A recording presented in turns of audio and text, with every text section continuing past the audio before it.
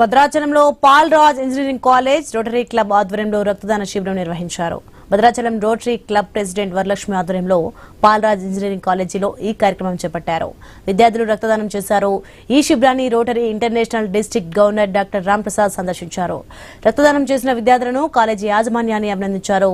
మాజీ MLA Satish Paul Raj agency ప్రాంతానికి ఎన్నో సేవలు అందించారని చెప్పారు. తన తండ్రి సతీష్ పాల్ రాజ్ బాట్లోనే మరిన్ని సేవలు అందిస్తామని Paul Raj engineering college president Varalakshmi తెలిపారు.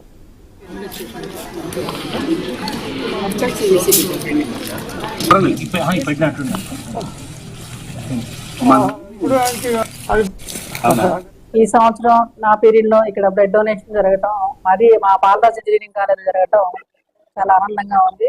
ఇదే పాల్రాజ్ ఇంజనీరింగ్ కాలేజ్ లో మా నాన్నగారు ప్రెసిడెంట్ గా ఉన్నప్పటి నుంచి చాలా కార్యక్రమాలు రోటరీ తరఫున అందరం కలిసికట్టుగా చాలా ప్రోగ్రామ్ చేశాము.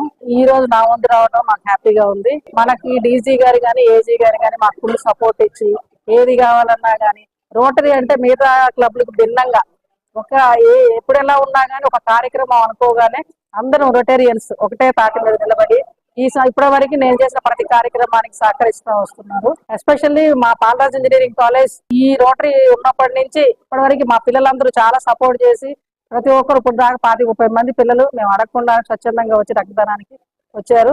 అతి త్వరలో రామకృష్ణ గారితో మాట్లాడి మెడికల్ క్యాంప్ కూడా పెడతామని అనుకుంటున్నాము.